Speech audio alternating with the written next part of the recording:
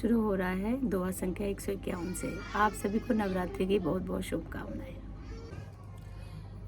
गुरसन कहब संदेशो बार बार पद पद मुगही करब सोई उपदेशो जय न सोच मोहि अवधपति।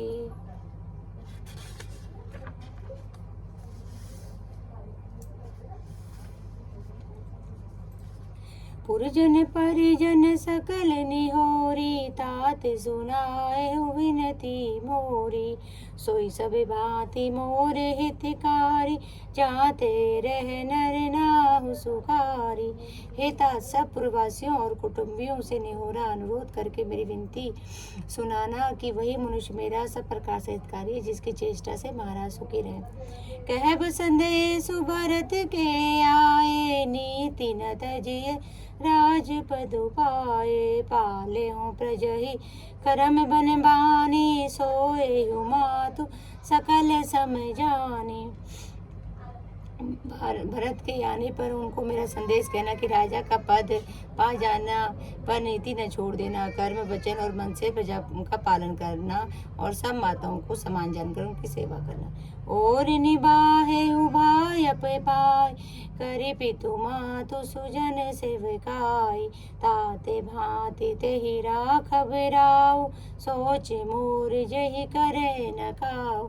और हे भाई पिता माता और स्वजनों की सेवा करके भाई पने को अंत तक निभाना है। तात राजा पिताजी को उसी प्रकार से रखना जिससे वे कभी किसी तरह भी मेरा सोच न करें। लखन कहे कछु वचन कठोरा बर जीरा पुनि मोहिनी होरा बारे बारे निज शपथ देवाई कह बिन तात लखन लरिकाई।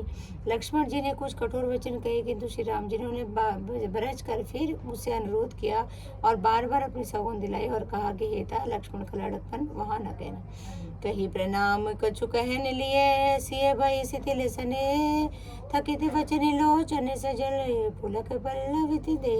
प्रणाम कर सीता जी भी कुछ कहने लगी परंतु स्नेह व शिथिल हो गई, उनकी वाणी रुक गई, नेत्रों में जल भर आया और शरीर में रोमांच व्याप्त हो गया। ते अवसर रघुबर रुख पार केवट पार नाव चलाए रघुकुल तिलक चले बाती देखूं ठाड़ कुलिस धरी छाती। उस समय श्री राम चंद्र जी का रुख पाकर केवट पार जाने के लिए नाव चला दी। इस प्रकार रघुवंश तिलक श्री राम जी चल दिए और मैं छाती पर वज्र रखकर खड़ा का खड़ा देखता रह गया। मैं आपन की मैं कहूँ कलेसु जियत फिरे हुले राम संदेशु अस कही सचिव वचन रही गयहु हानि गलानि सोच बस भयउ। मैं अपने कलेश को कैसे कहूँ जो श्री रामचंद्र जी का यह संदेश लेकर जीता ही लौट आया।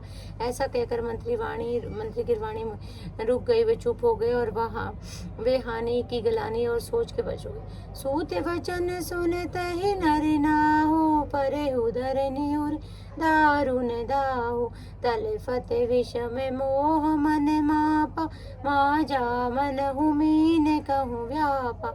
सारथी सुमंत के वचन सुनते ही राजा पृथ्वी पर गिर पड़े, उनके हृदय में भयानक जलन होने लगी, वे तड़पन लगे, उनका मन भीषण मोह से व्याकुल हो गया मानो मछली को मांझ व्याप गया हो, पहली वर्षा का जल लग गया हो। करे विलाप सबेरो वही रानी महाविपति की जाई बखानी सुने विलाप दुख हो दुख लागा धीर रज हो कर धीरज भागा। सब स्त्रियां विलाप करने के रो रही हैं। उस महान विपत्ति को कैसे वर्णन किया जाए। उस समय के विलाप को सुनकर दुख को भी दुख लग गया और धीरज भी धीरज भाग गया। भयो कोलाहल अवधयति सुनि निरपरावुर सोरु विपुल विहग बन परे उनसी मानव कुलिस कठवेरु। जय श्री राम मेरे प्रभु राम जय श्री राम। आज की कथा का यही विश्राम। जय श्री राम।